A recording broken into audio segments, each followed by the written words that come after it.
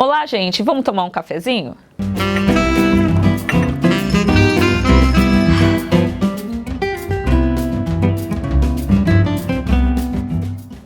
Eu sou Roseli Faria, sou economista, sou servidora pública federal da área de orçamento público e este cafezinho a gente vai tratar da política nacional de defesa, das Forças Armadas e da democracia.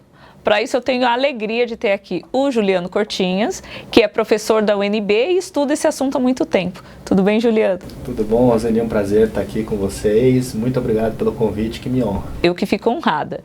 Mas, Juliano, eu acho que é próprio de uma república a gente avaliar e questionar as políticas públicas e os gastos públicos. Eu acho que faz parte, né, deste processo democrático. Eu vejo que a gente tem tido uma evolução nesse debate de avaliação de políticas públicas, mas tenho a impressão que ele fica muito voltado às políticas sociais. E a gente não faz a mesma coisa em outras áreas ali das políticas públicas, como política econômica, por exemplo. E no caso da Política Nacional de Defesa, eu acho que é muito mais ainda, né? Poucas pessoas conhecem, se a gente não conhece, a gente não pode avaliar. Então, já assim, de partida, eu gostaria que você falasse um pouco como está estruturada a nossa Política Nacional de Defesa e já trazer um pouco da sua avaliação à luz das nossas características enquanto país e também aí da experiência internacional, porque você também faz essa comparação, né, com outras Forças Armadas e outras políticas de defesa. Dá um panorama geral aqui pra gente começar a nossa conversa. Pergunta rápida. Assim. Tipo rápida, respondem 1 minuto por Reels. Bom, Roseli, eu acho que é um tema importantíssimo, né? E eu acho que tu coloca ele muito bem quando faz esse framing, né? Essa moldura de política pública. Defesa, como outros temas, é fruto de política pública e, portanto, tem que se relacionar com a nossa situação nacional, né? Com o nosso país especificamente. Muito se vende a ideia de que as relações exteriores, né, que também faz parte da minha área, que sou professor de relações internacionais, e a defesa seriam políticas de Estado e, portanto, permanentes, né? Discordo muito disso, porque tanto a política externa quanto a política de defesa, elas têm que atender aos interesses de quem está no comando da nação e quem tem legitimidade para fazer essas definições, né? Vivemos numa democracia e, portanto, os nossos governantes são eleitos com um projeto, com ideias, com valores que eles defenderam durante a eleição e as Forças Armadas, a nossa diplomacia, enfim, né? Todos os nossos servidores públicos têm de se relacionar com essas ideias, pensá-las criticamente, têm de ter esse espaço. Mas é claro que, e até o Lula disse isso há algumas semanas e foi criticado pelos militares por causa disso, os nossos militares eles têm de atender às demandas das políticas públicas que são definidas pelo Poder Executivo, né? Então eu acho que essa é uma primeira questão. Defesa é política pública, ponto, né? Não há como a gente divergir disso. Dito isso, né, em toda democracia é importante existir o que a gente chama na literatura de controle civil sobre as Forças Armadas. As Forças Armadas elas são o braço armado do Estado, né, e isso dá a elas uma posição distinta de outros setores. Se estamos falando de políticas públicas e isso, né, as coloca dentro do mesmo ambiente, também é importante a gente dizer que existe uma diferença, apesar dessa mesmice, dessa igualdade em termos de burocracia, né? A diferença é que elas têm armas e, portanto, elas precisam estar sob um controle bastante severo e bastante firme dos tomadores de decisão, dos políticos, né? Esse controle nas democracias do mundo se dá a partir do Ministério da Defesa. O Ministério da Defesa é um órgão político que representa a vontade do governante eleito sobre as Forças Armadas. No Brasil, isso não tem funcionado bem, nunca funcionou bem. O Ministério da Defesa foi criado em 99, no governo do Fernando Henrique, mas ele vem sendo usado, desde a sua criação, como um braço das Forças Armadas dentro do governo.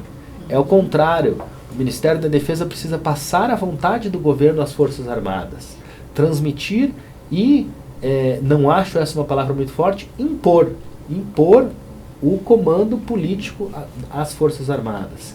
Portanto, cabe ao presidente, ao Ministério da Defesa, dizer às Forças Armadas para que elas servem, para que elas estão sendo pagas. né? Todos nós pagamos os salários dos militares. Para quê?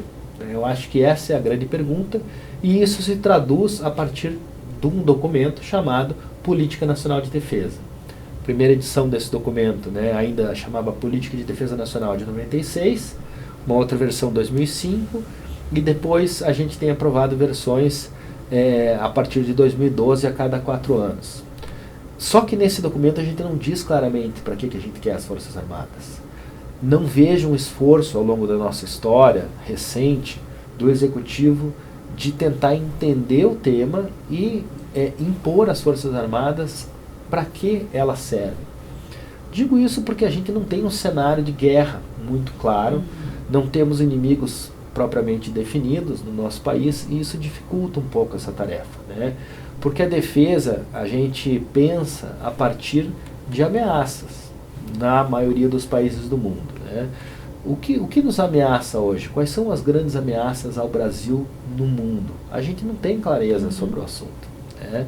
Então isso dificulta pensar o tamanho das Forças Armadas, dificulta pensar o tamanho do nosso orçamento, para onde o orçamento vai, né? E essa ausência de uma ideia central causa um desequilíbrio em todo o resto do debate sobre o tema.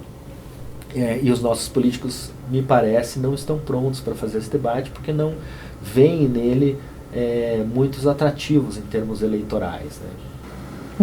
Entendi. Agora me diga uma coisa, né? Assim, eu sou da área de orçamento, então eu não consigo deixar de pensar a respeito de gastos públicos, não no sentido de demonizá-los, né? Mas no sentido de que a gente tem que avaliar, a gente tem que aprimorar e, como eu disse, a gente também tem que questionar.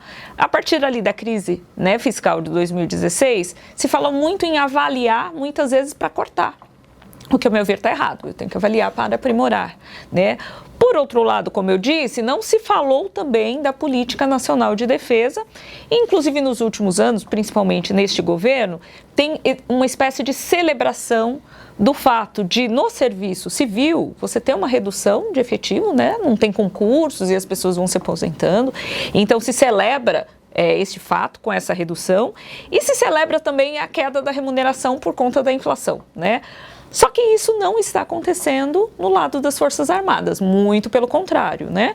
A gente tem um aumento de gastos no lado remuneratório, né? A reforma da Previdência deles foi, assim, muito pontual, teve uma reestruturação que aumentou, e eu não vejo o mesmo ímpeto de questionar, né, esse gasto e essa política.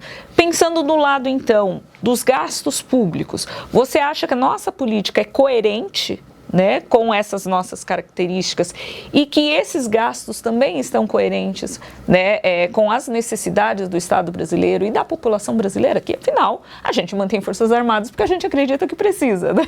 Bom, precisa para quê, né? E se a nossa estrutura é adequada para aquilo que a gente precisa. O que você acha desse lado dos gastos? Excelente, Roseli. Eu acho que essa pergunta é fundamental e é daí que a gente tem que partir para falar sobre o nosso sistema de defesa, sobre as nossas Forças Armadas, né? O Brasil é um país de dimensões continentais. O que isso significa? Significa que nós somos um dos 5 países do mundo que estamos entre os 10 maiores territórios, populações e economia, né? Então, para além do Brasil, quem são os outros, né? A Rússia, a Índia, a China e os Estados Unidos. Então, são países de grandes dimensões, de grande potencial, né? Muitos deles já se consolidaram como economias pujantes. O Brasil ainda tem muito a desenvolver e nós precisamos, né, como eu acho que o nosso grande desafio, diminuir a desigualdade social. Eu acho que é daí que a gente precisa partir, né? Agora, em termos de defesa, entre esses 5 grandes países, nós temos condições que são muito particulares. Eu vejo 2 como sendo fundamentais. Um distanciamento geográfico, primeiramente, né? Os outros estão mais próximos de zonas de conflito, ou os Estados Unidos, que também é distante geograficamente, é a maior potência militar do mundo, né? Nós nem somos uma potência militar e nem estamos próximos de zonas de conflito, né? Além disso, eu acho que outra característica importante é que estamos numa zona pacífica, né? A América do Sul é pacífica em termos internacionais. Há muita criminalidade, há muitos, né, problemas relacionados com tráfico, com armas circulando, enfim, mas em termos internacionais nós somos uma zona de paz. E há muitos anos, né, há mais de 150 anos, não temos um grande conflito interestatal na América do Sul. O último foi a Guerra do Paraguai, que acabou em 1870. Né? Então, faz um tempinho. Faz muito tempo, né? Então, para que queremos Forças Armadas? Será que elas são necessárias? E aí eu já digo que sim, são. Né? Porque, apesar de estarmos vivendo em um ambiente de paz, existe a possibilidade de conflitos. Né? Um pouco como o seguro do carro. Né? A gente não quer bater o carro, mas pode ser que aconteça. E aí, se a gente não tiver seguro, é muito mais complicado. Mas, nesse caso, o seguro do carro ele tem que ser desenhado para o carro específico. E o nosso carro é um carro que tem muito tamanho, é um carro enorme, difícil de dirigir, né? Mas é um carro que não vai ser, ninguém vai querer bater nele, sem mais nem menos, né? O motorista não corre riscos desnecessários. Exatamente, nós somos um caminhão enorme, né? Então todo mundo vai ter cuidado um pouco com esse caminhão, né? E outra, ninguém tem condições de invadir o Brasil. Essa conversa de que a Amazônia vai ser invadida, não. Vejam os Estados Unidos, a maior potência do mundo, né? Reflita sobre isso, né? Estou falando diretamente para o nosso ouvinte aqui.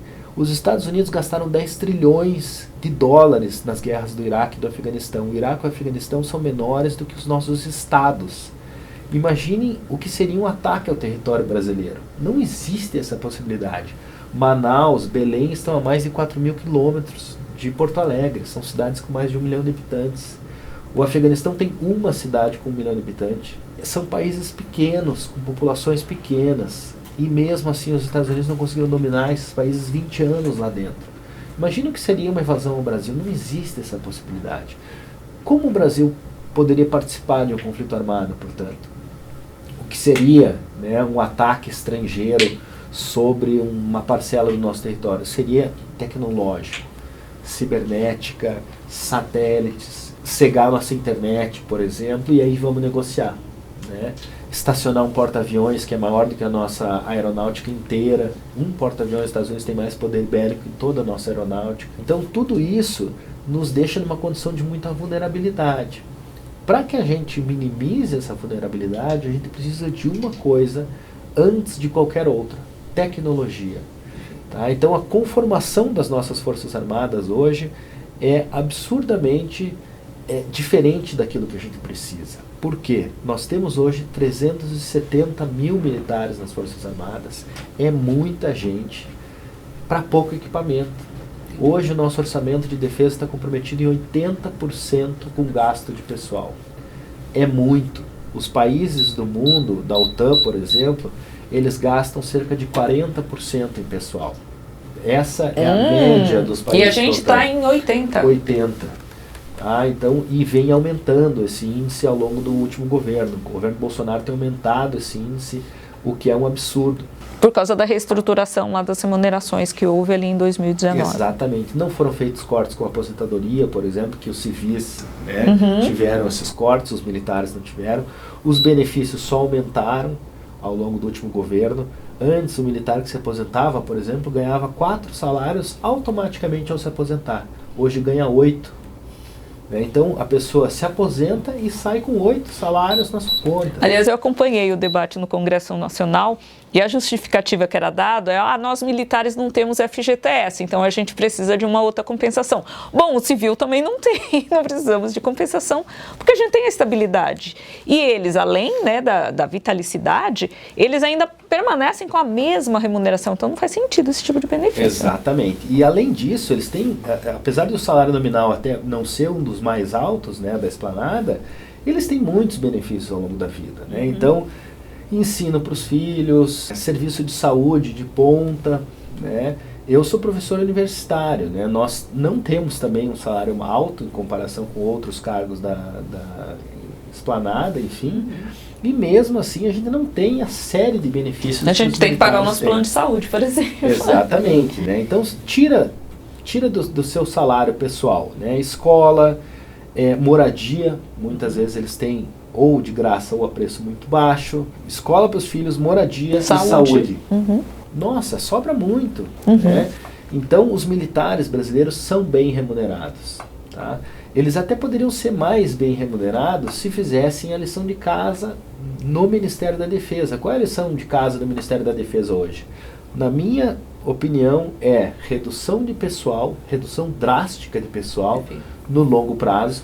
E aí eu não estou falando de 5 anos. A gente precisa ter um plano de redução do tamanho das nossas Forças Armadas para 5, 10, 15, 20, 25, 30 anos. Perfeito. Onde é que a gente quer estar daqui a 30 anos? A gente quer ter Forças Armadas capazes de defender o Brasil realmente daquelas ameaças que podem surgir?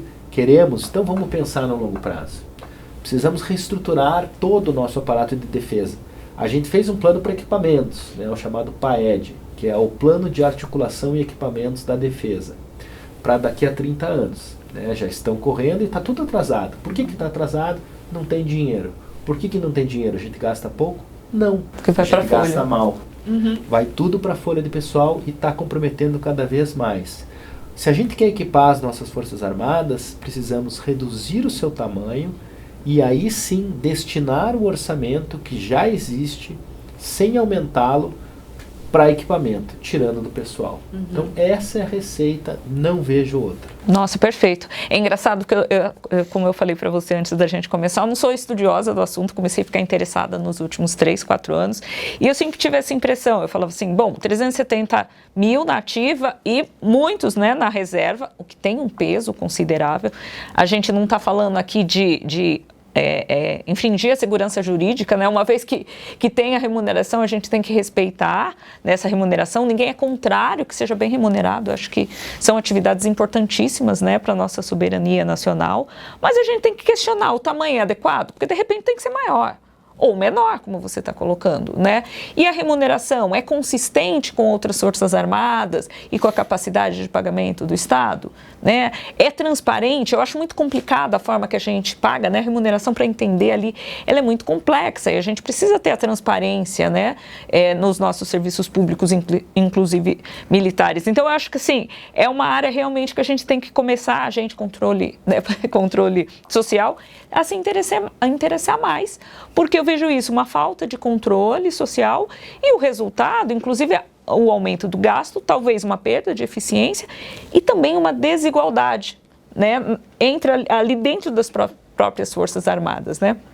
Eu lembro que ali no processo de debate do Congresso Nacional, os praças, os sargentos, os cabos, eles ficaram bastante decepcionados com o que saiu, porque houve um aumento desproporcional para o oficialato e não para eles, né?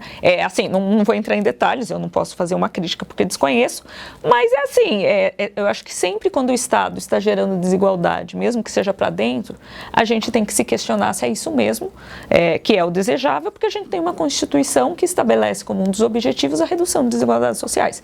Então, acho que quando o Estado promove desigualdades sociais, ele tem que ser instado a se posicionar e a justificar essas escolhas, né? Agora, um outro ponto, Juliano, que eu acho que é importante, assim, para além da questão de estratégia da Política Nacional de Defesa, dos gastos que nós comentamos aqui, a respeito da democracia, né? A gente, ao longo, eu acho, da história da República, a gente tem um ativismo militar que é inaceitável, né? Um ativismo político militar que é inaceitável, que ofende a nossa democracia, né? Coloca em risco. E nos últimos anos a gente percebe que novamente esse movimento tem aumentado, o que, né, acaba chegando a este governo especificamente, que tem milhares, né, de militares em cargos civis, alguns deles da ativa, né? A gente tem novamente esse aumento também de atividades em que os militares estão envolvidos, as escolas, né, cívico-militares. Aliás, essa é uma justificativa deles para o tamanho da frota, muitas vezes. Porque a gente faz atividade civil. Eu sempre falo assim, vocês são tão especiais que vocês deveriam se dedicar exclusivamente àquilo que é para militar. Né? O civil deixa que a gente dá conta. Mas voltando aqui, em relação a essa questão desse ativismo político-militar que tensiona, sim, a democracia. É inaceitável. Como é que a gente lida com isso, né, a partir de agora, tendo em vista que realmente eles ampliaram, então, esse espaço de atuação e que a gente tem que, né, retorná-los àquelas atividades que são, né, exclusivamente deles, tendo a tutela civil e não a tutela militar para a democracia. Como que você acha que a gente constrói esse caminho a partir de agora? Não, excelente, e assim, são dois pontos que estão extremamente interligados e que têm a mesma solução, né? Então a solução não é difícil de pensar, mas é difícil de fazer no contexto da política brasileira, né? E aí eu queria fazer esses dois pontos em conjunto, né?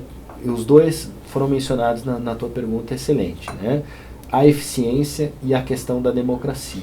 A eficiência do orçamento e a questão da democracia, elas podem ser e seriam, né, solucionadas a partir de uma questão: o Ministério da Defesa. É preciso fortalecer o nosso Ministério da Defesa.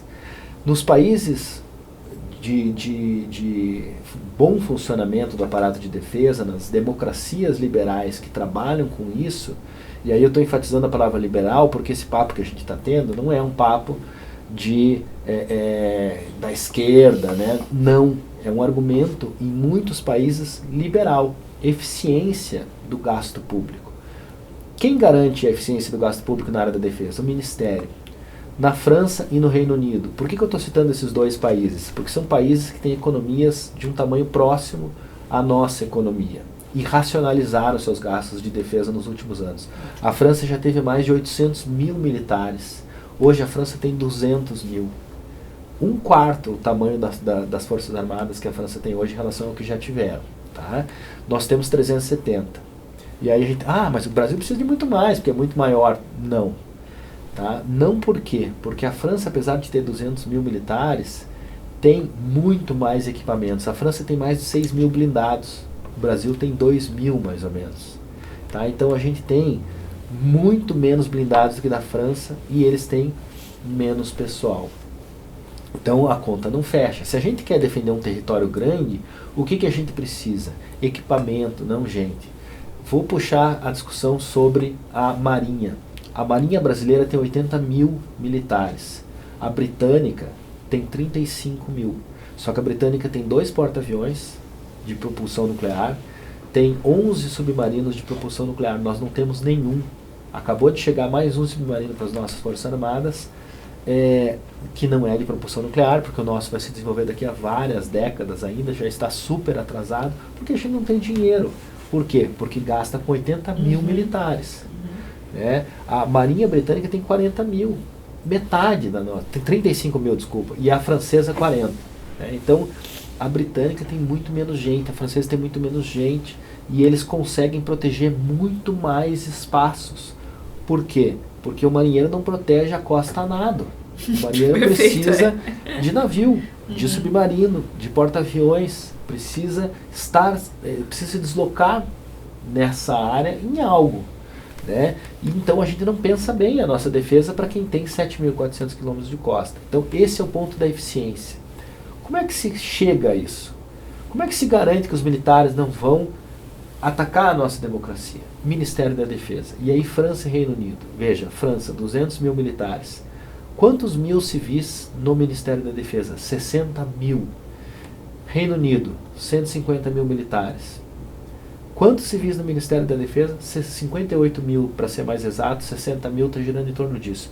Quantos civis nós temos no nosso Ministério da Defesa? Quase nenhum.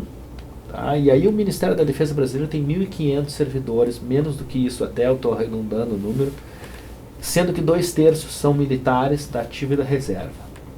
Ou seja, vamos supor que nós tenhamos 500 civis operando dentro do Ministério da Defesa. O que eles fazem hoje?